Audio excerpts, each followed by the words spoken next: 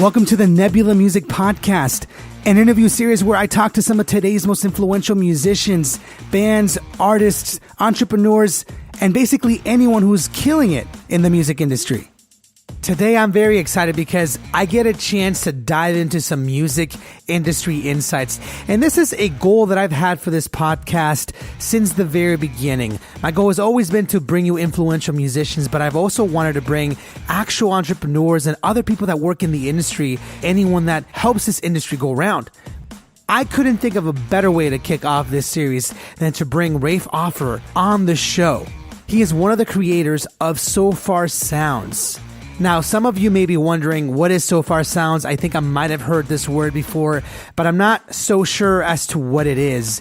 Without giving too much away, Sofar Sounds is essentially a collection of shows that happen all around the world every single day. They're secret shows, essentially, with great music. I attended one of these shows over 4 years ago, and it blew me away because the community is large. And I'm not kidding when I say that. Hundreds of thousands of people go to these shows all the time, and they're around the world. And let me tell you, my first show at Sofar Sounds, not only did I watch some amazing artists perform, I also got a chance to meet really famous musicians who just happen to be hanging out.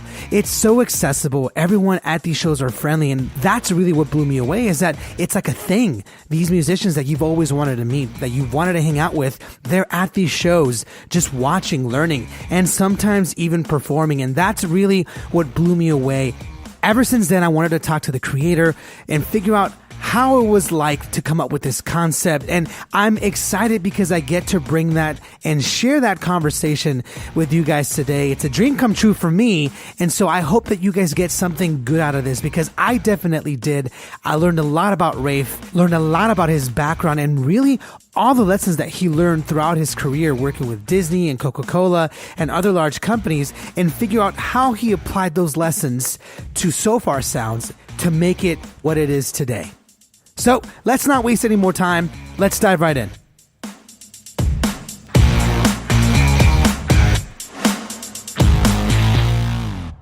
All right, what's up, everybody? Today, I'm really excited because I have someone on the show that I've been looking forward to having for a while. Ever since I even started this podcast, it's been sort of like a subconscious goal for me to have this man on the show. And I have none other than Mr. Rafe Offer on the show, founder and one of the creators of Sofar Sounds. Mr. Rafe, how are you? Hey, I'm doing well. Thanks, Eddie. Nice to meet you on the phone. Yeah, I know, man. You know what? You're all the way across the globe. You're on the other side. I'm in Los Angeles. You are in England, man. How's the weather out there, by the way? It's terrible.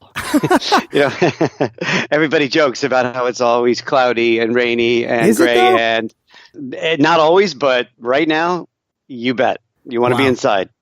Wow, man. You know what? I'm a bit jealous. I'm a bit jealous over there in LA. Well, you know what's interesting is actually right now we just got through a couple storms. So it's about to get sunnier, but it's been, you know how it is, because I believe you've been in LA a couple times, or at least lived out here in this area.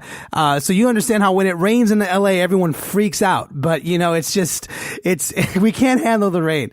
But for the most part, Rafe, I just want to say thank you for coming, or taking time out of your day to come on the show. As I've mentioned a little bit earlier, you are one of the creators of Sofar Sounds. And for those of you guys listening who may not know, you probably have heard this name, Sofar Sounds is an amazing, and I mean amazing, group of just like shows that happen locally in every city. And I mean, you guys are in like over 350 cities, which is insane. And I have gotten a chance to play some of these shows. They're amazing. Only really good artists get a chance to come onto these shows. And I just felt overwhelmed with so much positivity the first time that I went to one of these shows, that I wanted to explore it more. And so, Rafe, I don't want to spend too much time talking. I would much rather hear from you, man. So why don't we go ahead and just take it from there? Maybe you just catch us up, let us know what you're up to lately, and maybe a little bit about your backstory, and we'll just kind of go from there. Sure thing. So as you said, we're in 350. Actually, I think it just crept over 400. It's growing pretty quickly. It's nuts. And I think a lot of what we're doing is just trying to keep to where we started, and so that every gig is like the one you went to, or maybe you've been to or played several, Eddie. But it's just about how do we make sure that everyone into itself is special in some way. And so I'm kind of obsessed about making sure we're true to our roots, which maybe we'll get into in a little bit. But that as we grow, we don't lose the plot, and we make sure that everyone feels special, whether you're performing or attending or hosting. Absolutely. I'm curious, like I obviously understand, or at least I feel like I understand what a Sofar Sounds show is, but why don't you go ahead and just let me know, like in a very brief description, like what is a Sofar Sounds show? It's a secret curated gig in a non-traditional space, often somebody's house. So what does that mean? Secret, because we don't announce who's playing. There's usually 3 acts. It's diverse, so you could hear indie, hip-hop, classical, jazz, all sorts of things, but there's usually 3. It's secret not because we think we're, always trying to be so cool. It's secret because maybe that comes out of it, I don't know, but it's secret because we believe that all musicians are equal. We don't believe in headliners. We love having people be surprised, and hey, maybe you've never heard a quartet before, and now you get exposed to one, so there's a bit of a reveal, which people like. But also, that behavior when you go to a gig and you're there for the 3rd act, but the 2nd act is when you go and take a break, or everybody's talking throughout. So we try to keep it that, no, everybody is equally important, and that's why it's secret. It's curated because the group of us who are involved in it are passionate about music, and we want to just make sure that what we put on is special. It hits us in a certain way. Music is completely subjective. My taste isn't any better than anyone else's, but we got to make some decisions. So it's curated in that way. And then the final thing is we're not in a normal bar. We're not in a normal place. We started in houses. A lot of our gigs are still in houses, but it's about creating a vibe that we feel is best when you're away from a bar, when you're away from those normal behaviors of talking and texting and drinking, and it's just focus on the great music that's literally right in front of your nose. Yeah. And you know what? Here's the interesting part for me is being around music for so long, me being a drummer and being on the other side as well, just watching so many shows. Some people might argue that, the whole, not necessarily distractions, but, the atmosphere is part of going to the show, right? Like, you said the example of like bars, but even like massive shows and going to like a stadium or something, it can get a little distracting and just crowded once that headliner comes on. Everything just kind of goes crazy, which is good for many different things. But again, I was blown away when I first walked into a Sofar Sounds show because I had been looking for a community like that, like an environment where everyone is so friendly. You walk in, you don't know who you're meeting because everyone in that show is either like just a normal show goer. There's some really like well-known musicians that are just mingling, just watching the show. It's very, very different from a normal environment, if that makes sense. Do you feel like the environment that Sofar Sounds provides is more ideal than other environments, if that makes sense? It's a great question, and I would never say that we're better or worse. I would say it's an alternative, and we're trying to create something where a community can spring forth. As you said, you don't know who's going to be there. There's a little bit of I'm going to meet new people. I'm going to sit down next to somebody on the floor. 99% of our gigs, you bring your own drink, which is great, saves a bit of money, but it also adds a more communal vibe. People share a lot. So the vibe of respect, of quiet, of it's not a rave, of it's a little bit different is not better than a stadium gig. It may not be better than the usual stuff you might hear in a bar. It's just different. But a lot of people really like it, especially my musician friends, because when they're playing, they're not so crazy about people talking throughout the set, which unfortunately happens in a lot of gigs, especially when it's new music or a band you haven't heard before. I just never understood it. So that's our main thing, is the value of that respect and that quiet. And Eddie, if you go to a movie or you go to even an art gallery or classical opera, the ballet, if someone whipped out their phone and started talking on the phone, or they'd be thrown out, right? Yeah. Right. But why is it okay at a gig? Yeah, you got me I there. just never understood that. Yeah, and you're absolutely right, because it seems like, I mean, there's so many things I could say about that, but you're absolutely right. And I think obviously there's a time and place for different kinds of, audience engagement and all that stuff. But I have to admit, like, you're absolutely right when it comes to that respect. It almost seems like, especially with a lot of pop music, like the respect seems to be with like more, and I don't mean to describe it this way, but at least this is how a lot of my friends see it. The more classy music, gets that sort of audience respect. You're the orchestras, maybe even like jazz. They get that whole like, hey, let's listen at the end of the song. We'll all like sort of collectively clap, right? But again, me circling back, and I say this a lot because I honestly have been blown away, and I tell it to everyone that I meet, is there was something very unique and very special about going to a Sofar Sounds show, being surprised with who I got a chance to meet there. Again, I've met some really famous musicians at your Sofar Sound shows without me even realizing, and they're super friendly. They're very accessible, and you're just there, you're hanging out, and it's the best environment, in my opinion, to be around if you're a musician, if you just even love music and you get a chance to just feel at home with it. And so what I'm really curious about is, where did this idea come from, essentially? And obviously it's a very broad question. I imagine there's a lot of different steps that involve into sort of, creating this idea, but I'm curious, like, where and how did you guys come up with this concept? The very, very initial seedling for me personally, and then I'll get into how there were three of us who started it, but for me, was literally walking in on my dad when I was 5 years old, and he was listening to music, and I, 5-year-old, impetuous, impatient, trying to ask him stuff, and he was having nothing of it. He was in the zone, and he was listening to Beethoven, and it was just, you saw how much love, and enjoyment he was getting out of listening. And he made it clear it was not okay to interrupt, that music was something that was immersive. So then fast forward to when I moved to London, where I still am, I was with two other guys, and we were having that experience that is just unfortunately all too common when this band was called the Friendly Fires, was playing, and they're a loud band, but even though that they were playing loudly, even louder was all the clamoring going on between the bar being open and the beer bottles clanging and all these people talking. Dave Alexander, who at the time was a musician and was coming at it from I can't stand being up on stage and all this goes on, and you probably know that feeling. Oh yeah, and then too much. Tell me about it. And then the other guy, Rocky Start, who's a family friend, and he was feeling the audience. It just wasn't okay. So the three of us just said, how can we do something different? And we literally just kind of left and scheduled something soon after that at Dave's house, where he was the one who performed.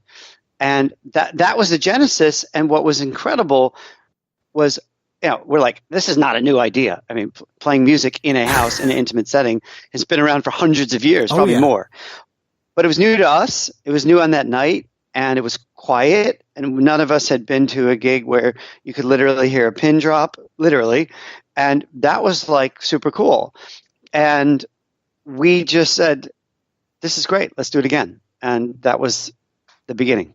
Wow. I mean, it seems like a very, just like a very organic sort of growth, you're absolutely right. I feel like, to say that, playing at someone's house is something like brand new and innovative. I mean, I feel like we've been doing that since we've ever existed as a species, or as human beings, playing music or telling stories in front of your closest family and friends is something that we do naturally. So it's interesting to me that it's taken, I mean, to me, Sofar Sounds is one of like the first that I'm aware of that sort of does what you do, that basically sets out to create a community where everyone's homes, where everyone sort of collaborates together and opens up their doors to allow artists to come in, share their art that they normally wouldn't in a normal, mainstream music setting. And you basically allow people to come in.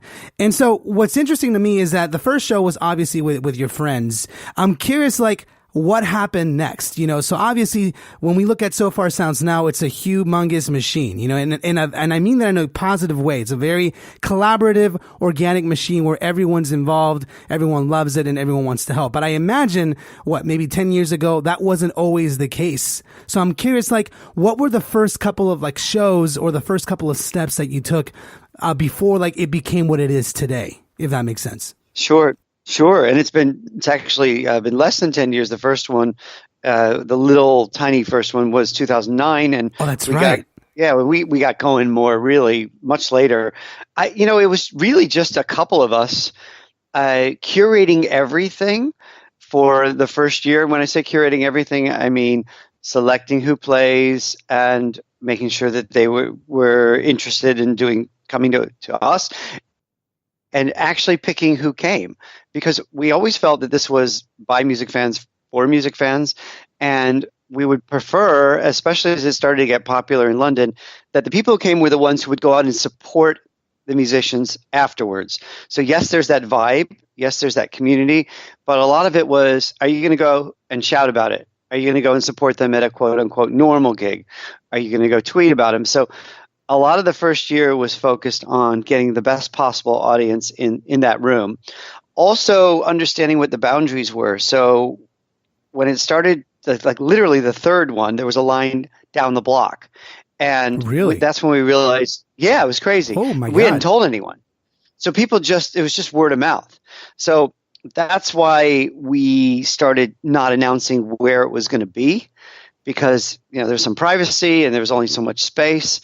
And that's when we started to experiment with how many bands or musicians we have on and how big. And we felt that once we got a little bit over 100, it started to no longer be intimate. Yeah. So when we started literally having 3,000-4,000 people want to come to every one in London, because now we do a lot more than one a month. But when we started, it was that kind of numbers. We were like, oh my God, we're on to something interesting. There is a community gathering. It's all happening from word of mouth. And that was when, after we just started feeling like we can't manage it on our own and we needed to reach out to more people to help. Secondly, and most importantly, I think to the growth, was this global community. It was actually someone in LA who called me about a year and a half into it, who I didn't know, and said, hey, we'd love to do this in LA too. I heard about it. A friend of mine went to one of your ones in London. And I'm like, go for it. You don't need me. You don't need Sofar. Anyone can do this. And she's like, no, you don't understand. I want to be part of the community you've started to build, and I think it's super cool. And let's all call it Sofar. And that was when that sense of, wow, anyone who is traveling, should be able to have this community wherever they go within their own city, and that could be anywhere around LA, or traveling somewhere else. Same goes for the musicians. So I would want to create a world where, you and your band, like you're in Chicago, and that there can be that welcoming vibe and family of new friends there to hear you. So it was kind of built piece by piece. It seems like it. I mean, and to me, it's kind of crazy that your like third show had like, a couple hundred people waiting to, or like a long line outside waiting to come inside. That's like any entrepreneur's dream, to have like a long line of people waiting to buy your product, or at least to use your product. And in a sense, I feel like you guys had a great sign from the very beginning. Now, I'm curious a little bit more about like the specific shows. How picky, and I mean this in an honest way. I mean, feel free to not answer my questions if you don't feel comfortable, but like, I'm curious, like, how picky were you at the beginning with like the quality of artists to come on the show? Because obviously, I do believe Sofar Sounds creates a very unique environment where everyone feels included. But at the same time, every show I've been to, the music has been unbelievably great. You know what I mean? So I'm curious, like, if that's a standard that you have, or that you sort of set from the very beginning, or what your approach is to like the artists that actually came to perform the very first couple of shows. It's a great question. We've always been picky. We've always been obsessive. Which is a good thing, actually. It's a good thing. Well, we kind of felt like, if somebody's going to go and reward us with their time, and they could do lots of other things, right? And, we didn't charge anything for years because it was a hobby. So it was free. And you just would put money in the hat, which would go to the filmmakers if there was a video, or the musicians. And I think that since it was a simple equation. A, we love music and we want to enjoy it because we're putting a lot of time into it. And B, if someone's going to come, we'd like them to be impressed with the quality. And so we've always turned down, or most most applications. Or at the beginning, we were begging people to come and play, but we had waited until we found the right music, and it was a simple formula, which is democracy. So there's anyone who wants to come and get involved and help select. So anyone listening to this who wants to be a reviewer, we're pretty open to that. It's just choose music you like and that you feel you'd be super excited to be sitting in a small space and right in front of that artist. That's it. But when you put that filter on it, and you challenge someone and say, I don't care if they're popular, I don't care if they have loads of Facebook likes, it doesn't matter. Just does it hit you in a special way? Finally, and this was also from the very beginning, we always had a range of people. So a reviewer could be 15 years old or 50, doesn't matter.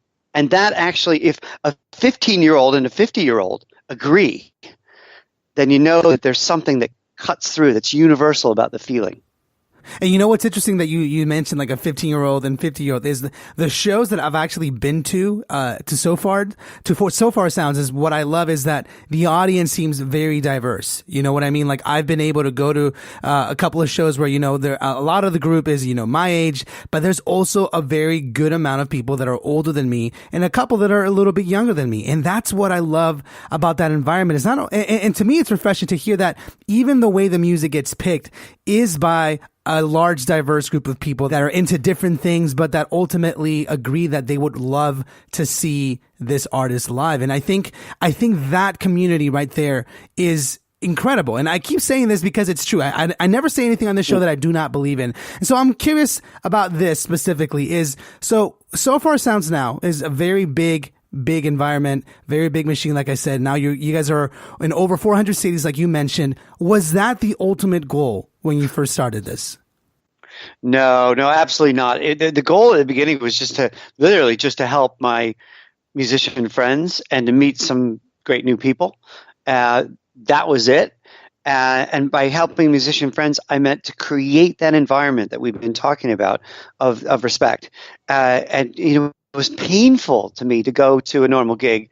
And as we said earlier, that's okay. Some people love that environment and I'm not knocking it. But for me, it's painful to not be able to hear the musician because everyone's talking. So at the beginning, it was simply to pick people to play who we loved and to help them along in any way we could on their journey. So in terms of going beyond one city, one gig a month, no, it was never the goal. It was only about a year into it when we decided that it might be fun to try it in another city, that we thought, well, hang on, maybe people believe this outside of our little group in London. Wow. After the first show in LA, or at least the first show outside of London, when was it that you saw this potential of not just, another city, but at least a couple dozen cities? How long did it take for it to spread from London, LA to maybe a couple dozen cities, if you remember? Yeah, I do. Yeah, it was roughly it was roughly a year and a half into it that we were hitting upwards of 10 cities, and then 2 to 3 years, it started really growing to the point where we could see it hitting 50, and we just thought it was nuts. And that's when people were just coming to us, and then we started thinking, well, hang on, this is becoming a global community. How cool is that? And that's when we started thinking that the sky's the limit, and that we can keep going. Which is obviously where you guys are headed to right now, because you guys just keep growing and growing and growing massively. And I absolutely love that. And so since you mentioned it took about a year and a half to go into it to really see the potential of this globally, I'm curious as to, how much has Sofar Sounds changed? Because my first Sofar Sounds was in, I think, 2014, I want to say, maybe a couple years ago, not that long ago. But obviously since then, I imagine it's changed a bit, but I wasn't there at the very beginning when you guys first launched it. So I'm curious, what is if there are any changes, what is one of the big differences from maybe 2010 Sofar Sounds to one that would be happening today? Yeah. I like to say there's very little change in terms of what you feel as a musician or a guest. Let's start with a guest. With a guest, hopefully the change is very limited because we keep to the values of everyone's there for the same reason. It should be quiet unless you're singing along or dancing or whatever, but it's really focused. And the space is hasn't changed. That we're not going off and doing festivals. So there's a certain size. The music quality should still be really strong, and you should feel like you've discovered maybe your newest favorite artist every once in a while. So all those things hopefully are similar or very almost identical. I think for the musician, the change is that you're not performing to a room anymore. You're performing to a global audience. So if there's a video of you, that can be popped up online, and we can help. We're not in charge of your social media strategy or a musician's video strategy, but we can help them along, and that they know they can play multiple times in LA or where even within a month, and they can go and travel. So I think it's the global community that gives them more of an opportunity. The other thing that changed is it went from a hobby to a business, and that was a big decision, but it just got too busy. We all have hobbies, and when my hobby of Sofar, 3, 4, 5 years into it, hit 20 hours a week, it was like, I can't do this anymore. I got to eat, and so that was a big change. But surprisingly, it was fine. People are like, yeah, of course I'll pay for it because I'm having a good time, and it's worth it, and it's going to support what you're doing.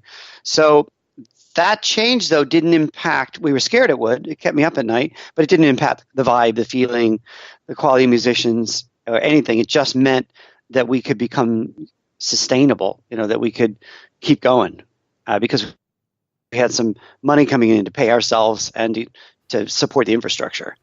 You know what I'm curious about, since you mentioned that, is obviously when you create in a community as unique as Sofar Sounds, I obviously can imagine the pride that comes with it in a good way. Obviously you and your friends were responsible of creating this amazing community that, I haven't seen anywhere before. But then transitioning, like you said, once you started realizing that there needs to be some sort of, revenue coming in, which is obviously the right thing for almost any sort of venture that's like this.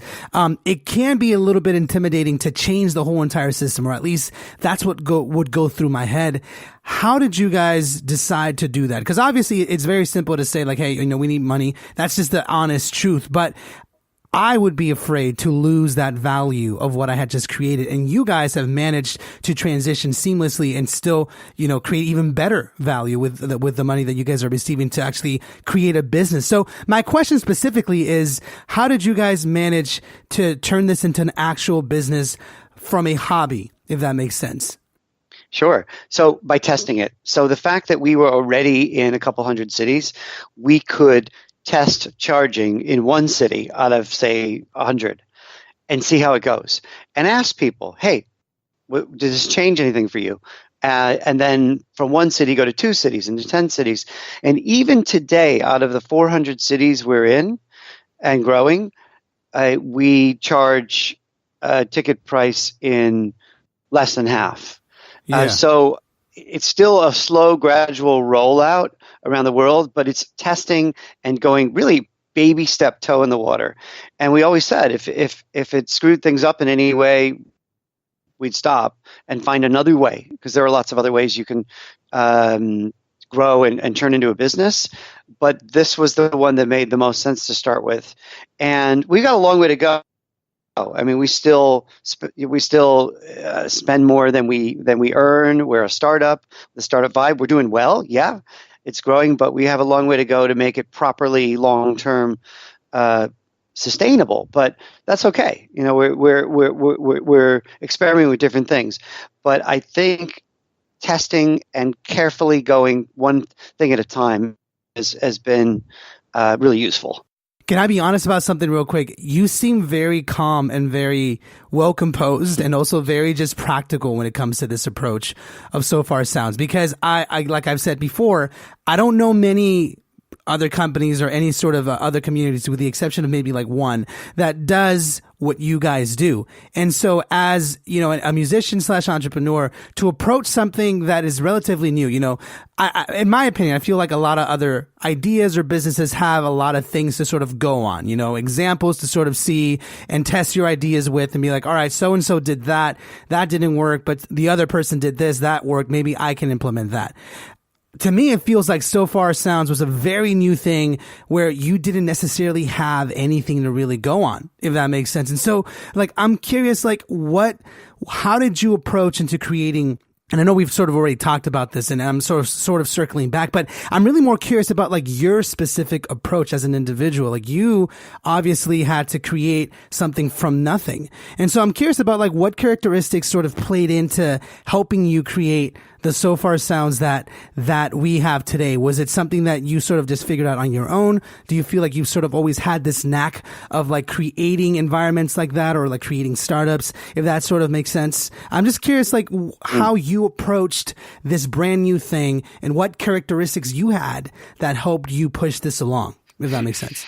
Yeah, it's a great question. Completely. So I've spent my life doing innovation, and so being often with very big companies, global companies, where they give you a budget and you can fail, being supported by them or hopefully succeed. But I've always been really excited by trying new things anyway, from the time I was a little kid, and realizing, you know, what's the worst thing that can happen? You know, you can fail and learn from it. I love that. And so I just find life so much more exciting when you're trying to blaze a new path. Yeah. And so much more you fun. know, you just can't be, and don't be afraid of it. And I had the luxury of being at a company, for example, like Coca-Cola, where, you know, hey, if we failed, so what? You know, they make a ton of money off of the main products, but if you try something new and it works, fantastic. So for me, it was being an employee in large companies where the whole thing was about innovation, about testing things. And then my personality has always been just about, hey, what do I have to lose? But carefully testing. So it's not about being nuts about things. It's not about rushing into it. It's just about thinking through and realizing, hey, what are the risks? What's positive? Okay, we're going to go for it, but we're going for it with some process behind. And that's what a big company does. And you mentioned LA. I worked for Walt Disney, another big company, and I lived in LA. And you know, Disney is a really innovative company, and they try stuff all the time. Oh yeah, a lot of it doesn't work, and what does, you hear about. So I think working in a big environment where there's a process behind stuff that gives you the comfort to try it, to take the risks, and sort of big brother in a nice way watching you and helping out. I think that helps. And that translated to Sofar for me. I always tell people who work with Sofar we're about process and magic. So process is about, there's got to be some structure here, because if you're trying new stuff and you don't have a decent process to scale it, to orchestrate it, it's chaos. Yeah. On the other hand, magic is if you over-process it, you destroy that genuine feeling, a bit raw, a bit exposed, a bit risky, but ultimately, like, holy shit, this is magical. So you got to have equal measures of each. And if you go to a Sofar Sounds and it feels over-corporatized, over-processed, we've failed.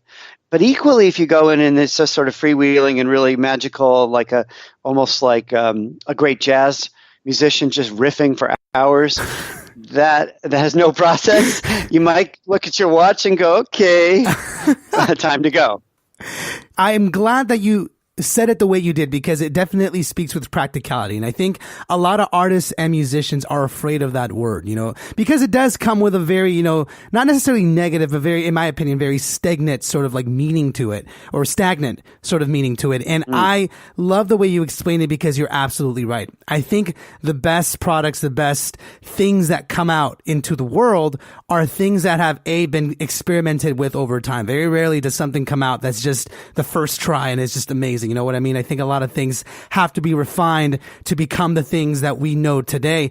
But what you also said is having that balance, you know, of being, making sure that it's not too corporate but also not way too just free where there's no control whatsoever. That magic happens right in between when you have the best of both worlds. And so what I'm curious about is, do you feel like being part of Walt Disney, for example, a company that, like you mentioned, that is known for its experimentation and, you know, obviously it releases things that work, and when it works, it sticks and everyone loves it. But when it doesn't, you know, obviously there's some sort of, you know, criticism, or maybe people are oh, that didn't work, but it goes away. So I'm curious, do you feel like being with Walt Disney, maybe even Coca-Cola, and working on all these ideas, is that one of the major facts of why Sofar Sounds work? Had you not worked at Walt Disney, would it have worked out this way? And obviously that's just speculation, but I'm curious what you think about that. Yeah, I mean, I do think it helped a tremendous amount because even down to the people that we hired so far, we want people who love what we're doing, who a lot of the people who work full time with so far, it's a small team, but a lot of them are musicians currently or formerly, so they get what we're trying to do, or they're massive fans like me, you know. Yeah. So I think there's a lot of love for what we're doing and passion and wanting and loving music and just being immersed in it. But I think that sense of being sensible and structure, it went down to the kind of things we set up to grow it, the kind of people we brought in, that they could balance those two things. And I am, you know, I'm with musicians literally every day.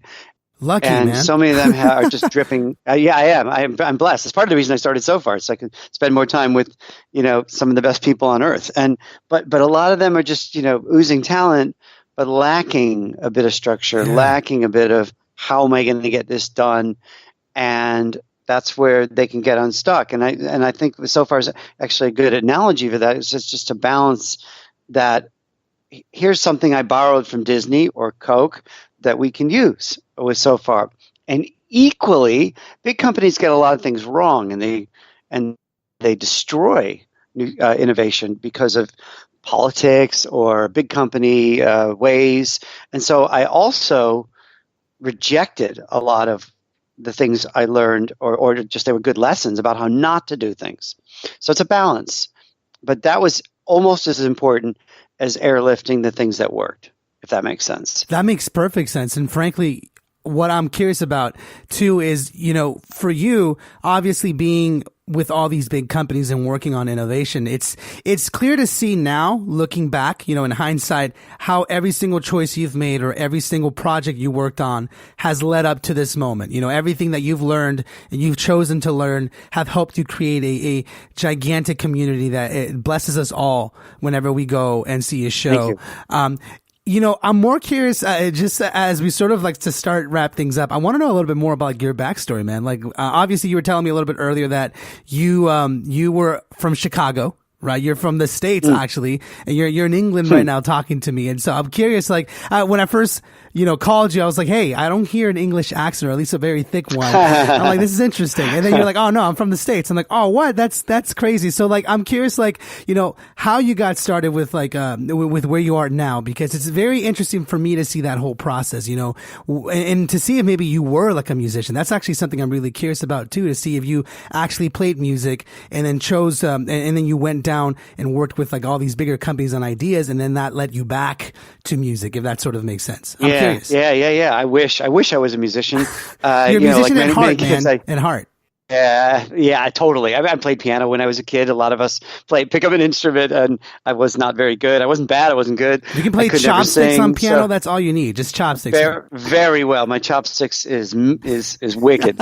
So, that hurts. Yeah, no. I'm not a musician. Let's be clear. But I've been surrounded by music all my life, and I think that I wanted to live outside of Chicago because, like so many of us, I wanted to see the world in some way, whether it's traveling or living. And I just felt that moving to another city, and for me it was New York, was where I went after Chicago, and then eventually wanting to come to London, it was half for the adventure and half for the music communities, and just to see different things. And so for me, it was a bug that bit me really early on, wanting to one day be helping along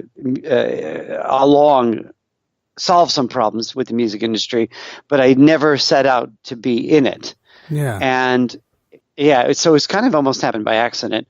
And I would say one thing for anyone listening who's starting something up, actually it really helped that I wasn't in the music industry, because we're breaking a lot of little rules, like announce who plays, like have it in a bar, like have all the acts be similar. You go to most gigs, there's a similarity to each of the musicians coming on. So, and there are a number of other things. So I find that when you're outside of an industry looking in, you're a lot more willing to break some rules, to do it sensibly, but to change stuff. Well, it's because you're not really thinking about it. You're not really thinking about the way things should be done, right? Totally. Exactly. And that's the amazing part that I love about your story, is that, and to sort of recap on like what you said there a little bit, which resonated with me per se, is that it's so easy to, sort of get locked into your world and your processes and convince yourself that these are the way, or this is the way that things should be done. I mean, I feel like we all sort of do that at some point. But like you said, not being in the music industry, even if subconsciously that was your goal, you ultimately ended up getting what you wanted, but you sort of just let life happen, and you sort of just did what felt right to you. You kind of sort of stuck to your guns, and you learned your lessons, and you applied that to an industry that, in my personal opinion, sometimes can be broken. But you found a way to use your lessons, to use your skills, to create something that no one had ever seen before. And to me, like, now that I sit here and understand your story a little bit better, I can sort of see how the lessons and the choices you've made along your path that weren't necessarily music related ultimately ended up changing the music itself. You know what I mean? And I think that's amazing.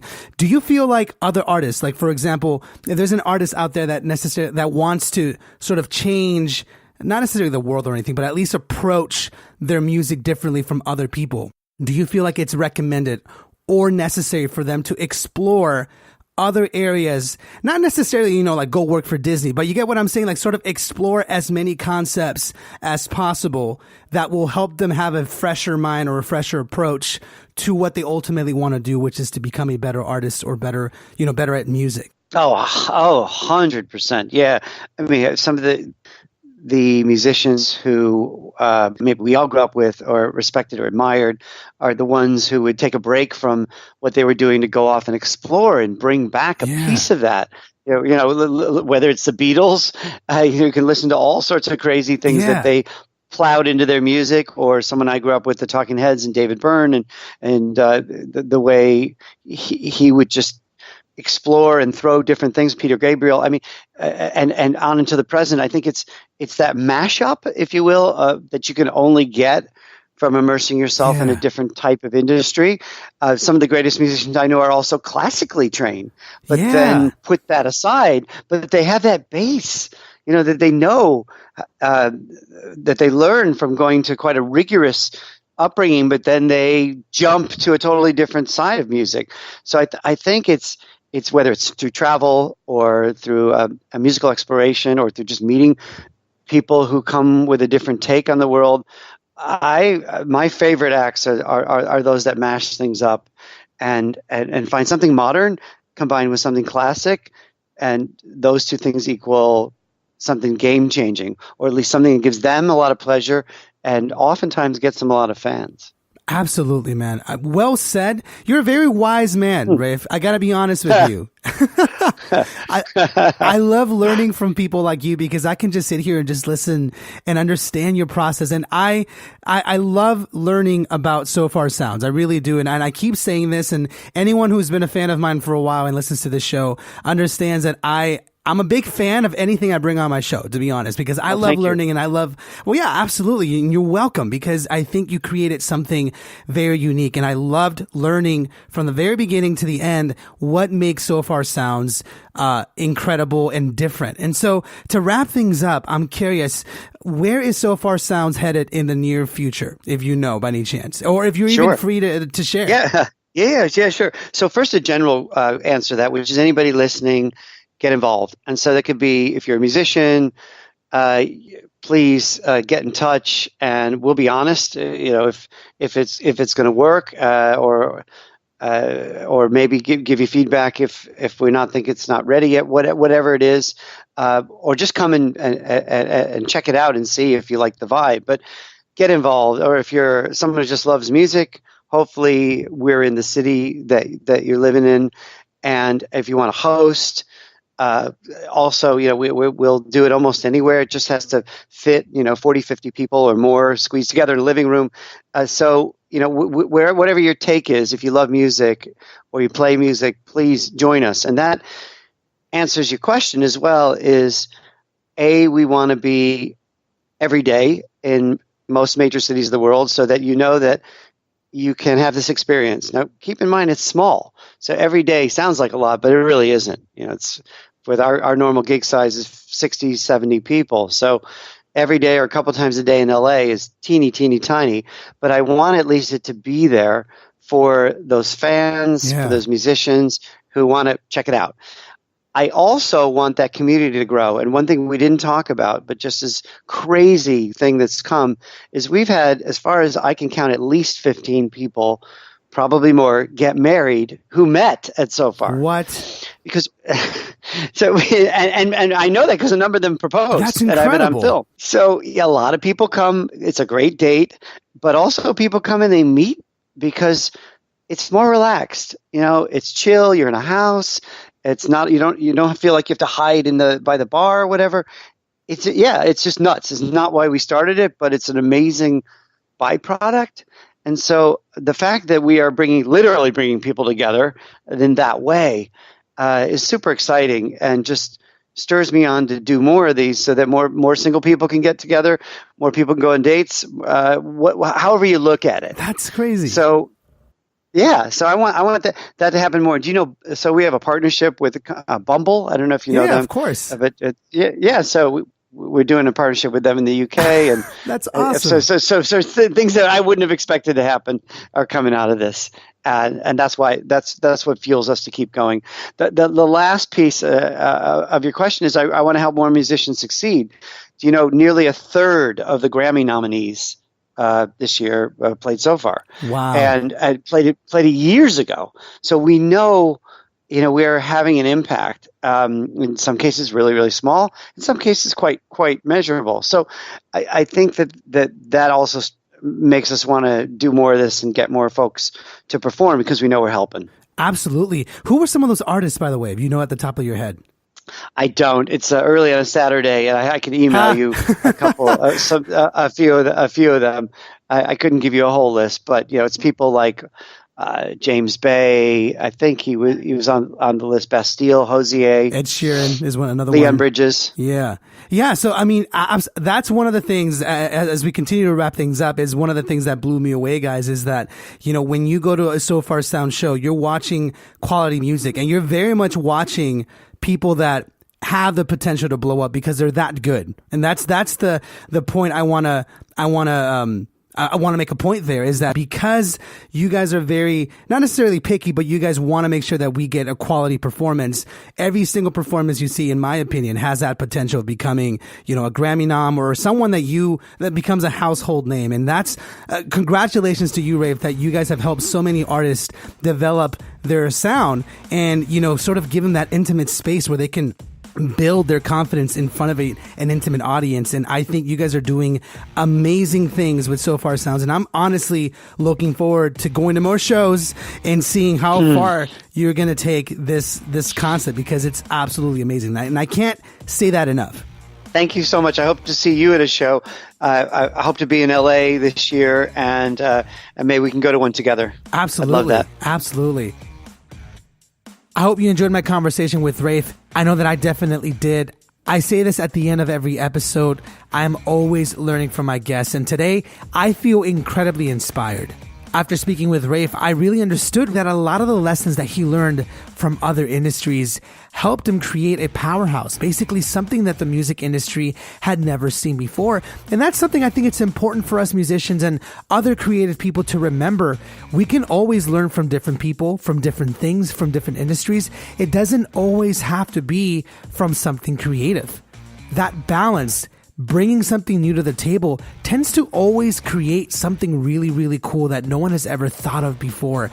And while we can really dive into this topic deep for like hours, I just want you guys to really take some time and think about what other areas surrounding you right now, what other topics, what other people in your life that you normally wouldn't think of learning from, can you learn from this week?